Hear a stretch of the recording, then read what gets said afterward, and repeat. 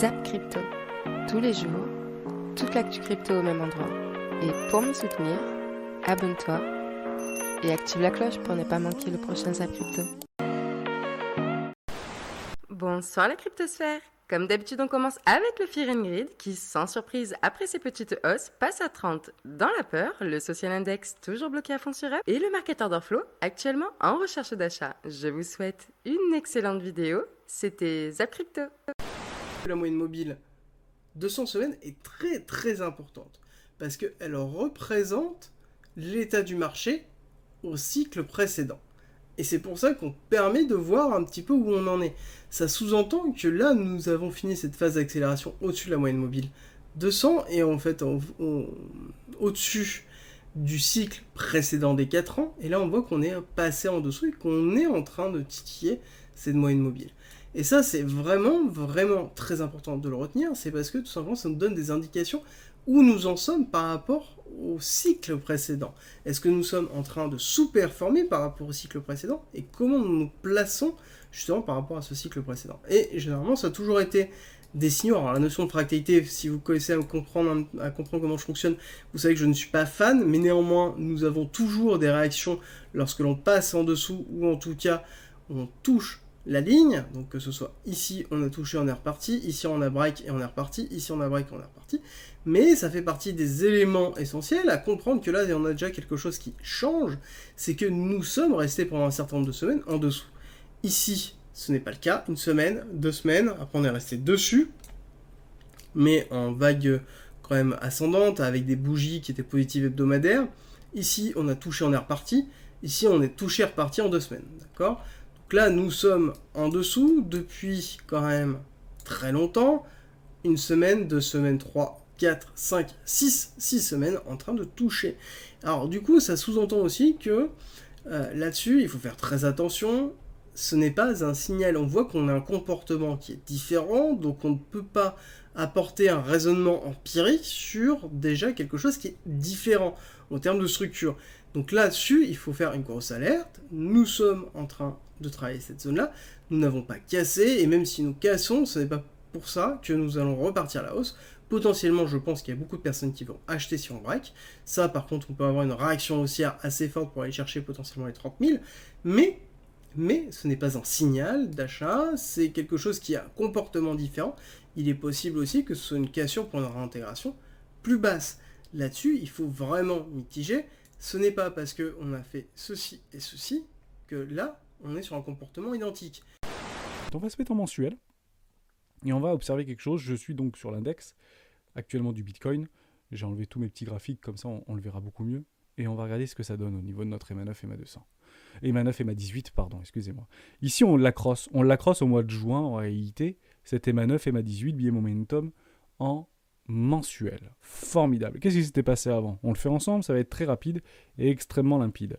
On l'accrosse ici. Exactement au mois de décembre 2018, bottom de marché. On revient en arrière. On y va ensemble. On l'a également cross ici, en janvier 2015. Bottom de marché. Attention, on est venu faire une petite chasse à la liquidité qui était très intéressant et ça a fait sortir tous les acheteurs, notamment à découvert. Soyez extrêmement vigilants, mais très proche, voire proche des bottoms de marché. Donc actuellement, les 17 800 $, à peu près. On revient un petit peu dans le passé. On peut y aller dans le passé.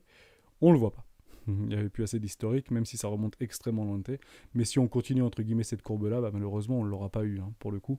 Ce cross, c'était beaucoup trop récent, donc je pense qu'on était plutôt un petit peu comme ça, là, au niveau de notre EMA 18, EMA 9. Voilà pour ça. Dès lors, on peut partir du constat qu'en mensuel, le fait qu'on est clôturé dans les chaussettes, dans une forme de capitulation, et moi je pense que nous sommes dans une capitulation, on atteindra potentiellement pour tous les investisseurs extrêmement long terme, ce fameux cross de la EMA 9, EMA 18, mais cette fois-ci bullish. Et à chaque fois qu'on la recrosse, mais à l'endroit, entre guillemets, à ce moment-là, c'était un nouveau rallye. Mais je suis en mensuel, et c'est pas des petits rallyes à chaque fois. On l'a également ici, crack Covid avorté, derrière, nouveau rallye. Soyez patients, potentiellement, attendez un nouveau cross de cette EMA 9, EMA 18, mais ça peut prendre des mois, en réalité. Ça peut prendre vraiment des mois, et potentiellement, par ici, je sais pas, sur les 30 000 $, peut-être 35 000 $, qui sait. Ici les mineurs, donc attention, c'est tout frais d'aujourd'hui. Tu vois cette image là, les mineurs sont en train de lâcher du Bitcoin. Donc après avoir accumulé, j'ai mis cette image-là il y a plusieurs semaines, ils ont lâché déjà il y a pas mal de temps, ils ont lâché il y a quelques semaines, c'était au mois de mai. Mois de mai, ils ont beaucoup lâché. Après mois de juin, ils ont récupéré des bitcoins, tu le vois en vert ici. Et là, mois de juillet, ils sont en train de lâcher leurs bitcoins, tout simplement pour payer les coûts de production, tout ça. Donc peut-être vu que le bitcoin fait du vert, ils sont en train de lâcher pour renflouer les caisses pour payer leurs coûts de production, parce que tu as beaucoup de mineurs ici qui sont en perte. C'est-à-dire, vu que là, on est sur la bande basse du coût de production du Bitcoin. Donc, tu as plus de mineurs qui ont du mal ici à rembourser leurs coûts de production et d'infrastructure avec les Bitcoins qui minent que de mineurs qui s'en mettent plein les poches. Et donc, dès qu'il y a du vert, il y a des mineurs qui vendent beaucoup pour se remplir la banque parce que si jamais le Bitcoin tombe, il y en a qui peuvent fermer la porte ou éteindre leur machine. Donc, c'est tendu au niveau des mineurs. Fais attention.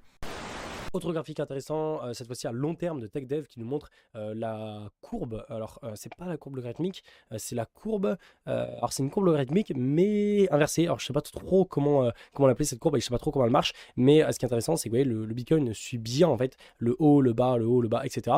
Et là, du coup, on était de retour en haut, on est revenu en bas pour le Corona. Malheureusement, vous voyez, vers les 80 000 là, quand on était 70 000 $, vers novembre et mai 2021, on n'a pas atteint le top. Mais bon, ça s'arrêtait un peu avant. Et là, on redescend. Et actuellement, on est pile sur le bas de la courbe, comme on l'a eu pour le Corona en 2015 et avant en 2011-2012. L'ETH surperforme. Alors, l'ETH surperforme, vous avez ici le ratio ETH-BTC. Alors là, c'est vraiment costaud. Figure de creux, bas de range. ETH a réengagé, enfin, alors que cela avait disparu depuis le début de l'année. ETH donne tous les signaux techniques de surperformance sur le BTC et va surperformer tout l'été, quelle que soit la direction du marché. Si ça chute, ça baissera moins vite. Si ça monte, ça montera plus vite. L'analyse technique de la dominance d'ETH donne le même type de signaux. Alors attention, on va retracer un peu, mais on donne vraiment des signaux percutants de surperformance vis-à-vis du BTC. Et enfin, l'ETH face à l'USD, en données hebdomadaires, l'objectif de l'épaule tête-épaule a été fait. Vous avez ici l'ETH USD, je suis sur une échelle logarithmique. J'ai reporté ici la hauteur de la tête, donc épaule, tête-épaule, hauteur de la tête au point de cassure, ici. Vous avez la ligne de cou qui rejoint les deux extrémités de la tête. Le 1 pour 1, voilà, c'était la cible théorique. C'était fait. Ça a été fait à 880 $. Donc, ce qui est intéressant, c'est que maintenant, on bloque sous les 1522 $, l'ancien record historique, mais on a fait la cible de l'épaule tête-épaule. Voilà un peu l'intervalle dans lequel on est. Alors, qu'est-ce qu'on fait? Est-ce qu'on fait un double bottom à 880 et ça dépasse? Est-ce qu'on dépasse directement 1522? Bon, ça, je ne sais pas, mais en gros, là aussi, regardez en hebdo. Si la clôture hebdo cette semaine est superbe, on dépasse par le haut la zone de survente. C'est un signal majeur. Mais voilà, nous ne sommes que mardi, malheureusement. Donc, en gros, cette semaine, si on se maintient sur les niveaux actuels, on dépasse 1522 et on remontera vers les 2000 $. Le cas qui verrait les actions à nouveau chuter nous renverrait vers les récents plus bas et je pense qu'on aurait un double bottom vers 880. Donc voilà, ça c'est un peu la question qu'on peut se poser maintenant. Là, vous retrouvez les 1522. Le niveau dont je viens de vous parler. Dixie, le dollar en donc daily, une bougie est égale une journée. Donc là, ce qu'on voit, c'est qu'on est en train de faire un tout petit top, mais vraiment un tout petit top, et on peut directement le voir sur les actifs risqués. Je vais vous montrer tout à l'heure. Ça fait 2-3 jours qu'on est en train on va dire, de revoir un petit peu des couleurs. Et pourquoi? Parce que le Dixie descend. Donc on le voit ici, une journée, 2 journées, 3 journées. Donc là, c'est vert, mais bon, ça a été bien ravalé en fin de journée. Donc automatiquement, les actifs risqués remontent. Mais juste, comme d'habitude, je dis souvent, dézoomer au maximum, voilà, comme ceci. En fait, on voit donc cette grosse explosion du dollar, donc comme d'habitude, vous le savez, par rapport à l'inflation, par rapport à la hausse des taux, etc., etc. Et en gros, ce qui se passe, c'est qu'on a une toute petite, on va dire, une toute petite pause. Par contre, on a fait des pauses beaucoup plus grosses, regardez, et beaucoup plus profondes. Et ça n'a pas empêché le dollar à remonter juste après. Donc vraiment, faites attention à vous par rapport à ce point-là. C'est pas parce qu'on enchaîne 2, voire 3, voire peut-être même 10 jours de baisse comme ça sur le dollar et 10 jours de hausse sur les actifs risqués qu'on ne va pas aller beaucoup plus haut et redéfoncer encore plus le S&P 500, le Nasdaq et les crypto-monnaies. Donc voilà, faites attention. Stop FOMO, comme je dis à chaque fois. On va faire le point sur l'actualité des marchés financiers qui ont été pas mal secoués hier. Alors bon, on a fini sur une baisse sur le Dow Jones de 0,69%, le S&P 0,84%, le Nasdaq 0,81%. Ce qui a poussé les valeurs du Nasdaq vers le sud, c'est un rapport de Bloomberg sur la société Apple, qui n'est pas la plus petite société du Nasdaq et qui n'est pas la plus petite société au monde. Et dans ce rapport, Bloomberg a rapporté, donc c'est selon les investigations des journalistes de Bloomberg, que l'entreprise envisageait, donc c'est pas une certitude, l'entreprise Apple ne l'a pas dit officiellement, de ralentir la croissance des embauches et les dépenses l'année prochaine. Alors pourquoi ça a inquiété les marchés? Parce que si Apple, qui est le numéro 1 mondial dans tous les gadgets et autres iPhone et compagnie, envisage de ralentir la croissance des embauches, ça voudrait dire qu'ils envisagent aussi, alors que c'est une zone ultra concurrentielle, ils ont Samsung, Microsoft contre eux notamment, s'ils envisagent de ralentir ces embauches, ça veut dire qu'ils n'ont pas de bonnes perspectives de croissance pour l'entreprise. Et comme si l'entreprise monte, et que vous pouvez acheter des Apple, des iPhones, des iMac, absolument n'importe où dans le monde, ça pourrait sembler dire que l'entreprise craint une croissance extrêmement molle l'année prochaine, voire éventuellement une stagnation, stagflation, peut-être même une petite récession. Donc c'est pas quelque chose qui est très positif. Une entreprise high-tech doit embaucher en permanence les meilleurs pour rester fortement concurrentielle. Et là, ça voudrait dire que Apple n'envisage pas que l'année prochaine on ait un fort dynamisme économique, ralentissement de la croissance des embauches. C'est-à-dire qu'ils vont continuer toujours à recruter des nouvelles personnes, mais moins que d'habitude. Et aussi baisse de ces ralentissement de ces dépenses, donc dépenses notamment en R&D, recherche et développement. Donc ça a mis un petit coup au moral sur le Nasdaq. Attention, c'est un rapport, une analyse Bloomberg, on n'a pas de confirmation pour cela de la société Apple. Pour poursuivre dans l'actualité, on a un énorme problème en Europe. En effet, Gazprom vient d'envoyer, a priori en date du 14 juillet selon Bloomberg, une lettre déclarant le cas de force majeure à l'un de ses principaux clients européens. En d'autres termes, Gazprom a déclaré des circonstances extraordinaires et extrêmes pour se vider de toutes ses obligations envers ce client. Et depuis, nos dirigeants se grattent vraiment la tête pour savoir comment on aura du gaz pour cet hiver. Alors, comme je vous le disais dans une de nos précédentes vidéos, l'impact économique en cas de cession de gaz serait extrêmement colossal pour l'Allemagne ainsi que l'Europe, puisque des millions d'emplois seraient menacés.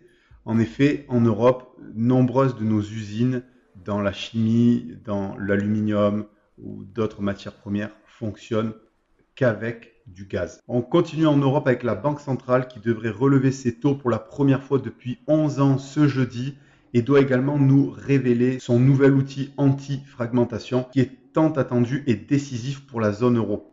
Alors pour rappel, les grandes lignes de cet outil, c'est de vendre de la dette allemande et d'acheter de la dette des pays les plus pauvres. Mais ce n'est pas certain que les Allemands acceptent, c'est pour cela que les détails sont tant attendus. Avant de commencer à parler des news et justement des indices qui pourraient montrer le début d'un bull run ou le bottom du prix du Bitcoin, il y a un terme que vous devez comprendre, c'est le prix du Bitcoin réalisé. Alors il y a une différence entre le prix du Bitcoin au marché et le prix du Bitcoin réalisé. Le prix du Bitcoin réalisé est calculé de la façon suivante. Il faut additionner tous les Bitcoins à leur valeur d'achat initiale et les diviser par le nombre de Bitcoins en circulation. Cela va vous donner un prix d'achat moyen du Bitcoin et ce prix-là va être assez important pour comprendre les explications qui vont suivre. Alors pourquoi nous avons commencé à parler de cette donnée ? Eh bien, il faut savoir que lorsque le prix d'achat du Bitcoin moyen est supérieur au prix du marché actuel, c'est-à-dire que si le Bitcoin sur le marché actuel peut s'acheter à 20 000 $ et le prix d'achat moyen d'un Bitcoin est à 21 000, eh bien c'est historiquement une donnée qui annonce le début officiel d'un bear market. Et c'est assez intéressant parce que justement cette donnée va pouvoir nous permettre de calculer des données assez précises. Glassnode vous indique par exemple que le temps moyen passé sous le prix du Bitcoin réalisé est d'environ 197 jours. Traduction. Dans un cycle complet, le Bitcoin passe en moyenne 197 jours en dessous du prix du Bitcoin réalisé. Information intéressante, il nous indique que nous sommes actuellement à 35 jours. Grayscale, quant à lui, nous dit que l'hiver actuel sur les marchés va durer environ 250 jours supplémentaires. Et pour calculer ces données, ils prennent toujours les cycles précédents, de 2015 et de 2019.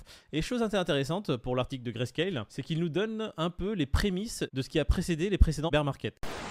Binance vient de dépasser Coinbase en termes de Bitcoin détenus par les exchanges. Donc si on prend tous les Bitcoins détenus sur Coinbase et tous les Bitcoins détenus sur Binance, et ben Binance vient de dépasser Coinbase, c'est la courbe en orange ici que vous voyez, alors que Coinbase c'est la courbe en bleu. Donc c'est à la fois une baisse des exchanges des baisses des bitcoins sur Coinbase, mais une hausse aussi sur Binance, avec aussi Binance où ils ont mis en place les 0% de frais de trading sur un certain nombre de paires de trading associées au bitcoin. Donc c'est aussi ça qui potentiellement a un impact sur cette hausse. Donc voilà, Binance vraiment toujours en force et surtout, regardez là on a ça c'est Grégory Raymond qui a tweeté ça, c'est la part de marché de Binance par rapport aux autres exchanges et c'est juste hallucinant comment ils dominent tout le monde. C'est la partie en grise Binance, regardez ils ont plus de, je sais pas là on est à plus de 70% j'ai l'impression de tous les exchanges, enfin de la volumétrie de tous les exchanges, que ça soit Coinbase, FTX et même les exchanges décentralisés sur Ethereum. Donc ils sont vraiment loin devant les gens. Un indice supplémentaire est venu s'ajouter sur cette théorie que nous aurions atteint le bottom du Bitcoin. Il y a à peu près 45% des wallets qui sont dans le négatif et, chose très importante, la majorité des Bitcoins a été hold et n'a pas été sujet à transaction depuis 3 mois. Qu'est-ce que cela nous indique ? Eh bien, historiquement, cela marquait le bottom des prix et la fin du bear market. Du coup, actuellement, nous sommes sur un marché avec 3 indicateurs confirmés qui ont marqué le bottom des prix du Bitcoin. Mon sentiment lorsque je regarde un peu ces indicateurs qui historiquement ont montré que les prix sont arrivés au plus bas et qu'il ne peut y avoir qu'un rebond après coup, eh bien ça m'attriste un peu parce que on n'aura pas de prix plus intéressant pour re-rentrer sur le marché et pouvoir accumuler à des prix encore plus bas. Il faudra se contenter, si on a atteint le bottom aujourd'hui, des prix que l'on a eu il y a quelques semaines et continuer à faire du DCA sur des prix qui vont continuer à monter crescendo. Et on termine ce tour des actualités de la semaine en parlant d'une actualité qui concerne 2 entreprises françaises. BNP Paribas d'un côté, qui est la plus grande banque française et la plus grande banque européenne, s'est associé avec EDF ENR, une filiale d'EDF spécialisée dans l'accompagnement à la transition écologique. Et l'objectif est de tokeniser une obligation permettant d'investir et de financer des projets d'énergie durable. Alors dans ce cas-là, la tokenisation d'obligations, ça présente 2 avantages majeurs. D'abord, dans un premier temps, ça facilite grandement l'accès à des financements pour les petits projets qui peinent très souvent à trouver les fonds nécessaires pour leur développement. Et puis, dans un second temps, ça permettra d'accroître la transparence de ces projets puisque l'ensemble des informations relatives à l'obligation seront émises publiquement. Ce qui signifie aussi que pour les investisseurs, ils pourront accéder à l'ensemble des informations sur les critères environnementaux, sociaux, sociétaux et de gouvernance liés à ces projets avant d'investir via la blockchain. Quant au sujet technique maintenant, les tokens ont été émis sur la blockchain Ethereum. L'obligation a été quant à elle entièrement structurée, tokenisée et distribuée via Asset Foundry, une plateforme de tokenisation de BNP Paribas. Et les tokens ont été mintés par Exaion, la filiale d'EDF éco-responsable qui offre des infrastructures et des solutions pour le Web3 afin d'assurer notamment l'utilisation d'une énergie propre à travers la blockchain. Minage de Bitcoin en Suède, sa consommation électrique pose problème. En ce moment, on l'a vu, beaucoup de problèmes un peu partout à cause déjà de la canicule, des clims qui en plus, les pays consomment beaucoup à cause de tout ça. Et voilà, et là donc il nous parle de ça, il nous parle du Bitcoin encore, qui a des problèmes un petit peu avec la Suède. Et encore une fois, ce qu'ils veulent surtout, c'est pas les pénaliser, mais ils ont laissé rentrer beaucoup de pays comme ça, ont laissé rentrer les mineurs à une époque. Tout le monde a été très content. Ils sont partis de comment on appelle ça, de Russie. De Chine, ils sont partis de Chine, tout le monde a été content parce qu'il y en a plein qui les ont tous accueillis un peu les bras ouverts en disant ouais, venez chez nous. Et à l'époque, je vous ai dit ça il y a quelques mois en arrière, je vous ai dit mais rien ne se fait gratuit dans un pays, mes amis. Jamais rien ne se fait gratuit. C'est-à-dire qu'ils laissent installer les gens et une fois qu'ils sont sur place, on leur dit oui mais maintenant c'est bien votre truc, mais c'est quand même un peu compliqué, il y a ci, il y a ça. Bon écoutez, on va vous mettre des petites taxes, vous allez payer un peu plus. Voilà, c'est tout le problème, il est juste là, il est juste commercial et c'est ce qui peut se comprendre à la base. Voilà. Je me devais absolument de partager avec vous cet article écrit par Andriana Azua Harimanana, concernant la manipulation du Bitcoin. L'enthousiaste que vous êtes ne minimisera pas le fait que le Bitcoin est un bâton dans les roues des banques et des amoureux de la centralisation. Assurément, ils ont essayé de trouver une faille chez la reine des crypto-monnaies et toute sa bande. Pour le moment, ils n'ont trouvé que la manipulation du prix du Bitcoin et du marché des crypto-monnaies, ce qui s'avère compréhensible vu qu'aucune institution vieille de plusieurs siècles ne supporterait de se faire corriger par un petit substitut âgé de 13 ans. On va passer certains points de cet article pour en revenir à ce qui m'a paru être le plus important.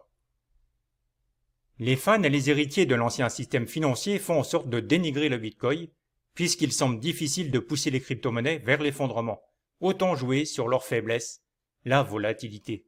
Ils savent que vous êtes pauvre et que vous ne pouvez pas tolérer de grandes variations de prix.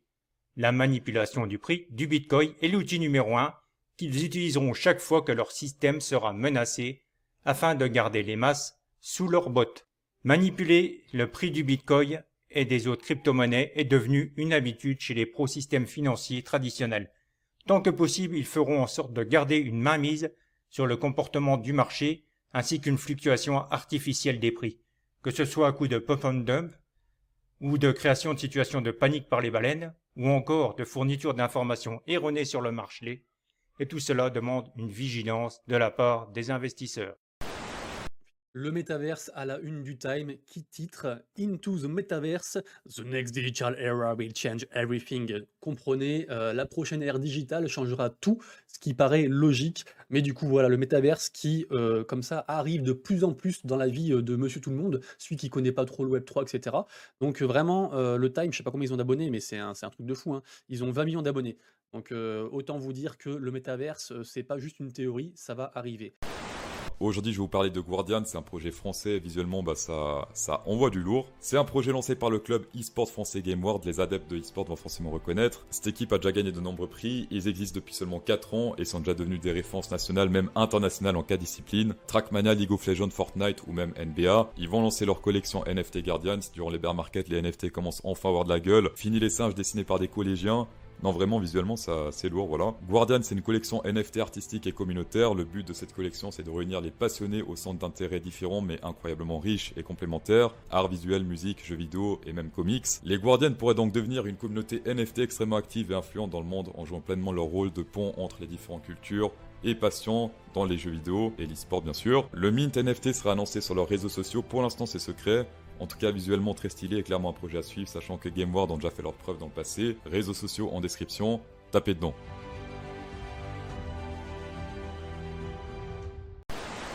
Ensuite, un projet de foot sur la blockchain Ternoa, un projet de foot vraiment sympa. Je suis tombé vraiment limite admiratif devant ce projet-là. Pourquoi ça? En fait, il reprend tous les codes des Tycoon, vous savez, genre Zotaicon, etc., pour construire des villes, sauf que c'est autour du foot. Et en fait, j'ai même appris que les 3/4 des gens de la team n'étaient pas spécialement des footeux. Il y en avait surtout un qui était très très footeux. Et du coup, ils veulent en fait un petit peu démocratiser le foot en mêlant plein de choses différentes, plein de mécaniques qui marchent bien en fait et que les gens aiment, assez addictif. Et j'ai vu aussi qu'on pouvait acheter d'ailleurs les collections là, enfin on peut acheter les NFT. Il y a différents prix, je crois, voilà. On peut acheter des NFT en ETH à partir de 0,05 et jusqu'à 0,2 pour avoir un légendaire. Et c'est les Genesis. Et apparemment, les Genesis, c'est le meilleur truc parce que c'est ce qui donne en fait le plus de récompenses. Et voilà. Puis après, il y a des matchs en PvP, etc. Donc vraiment sympa. Du coup, voilà, je voulais mettre un petit peu la lumière sur ce projet-là qui a l'air vraiment cool et y compris au niveau design aussi. Donc super. Alors, ce zap t'a plu? Dis-moi en commentaire quelle est l'actu qui t'a le plus intéressé. Et si tu as manqué les actus d'hier, retrouve juste ici le zap crypto de la veille.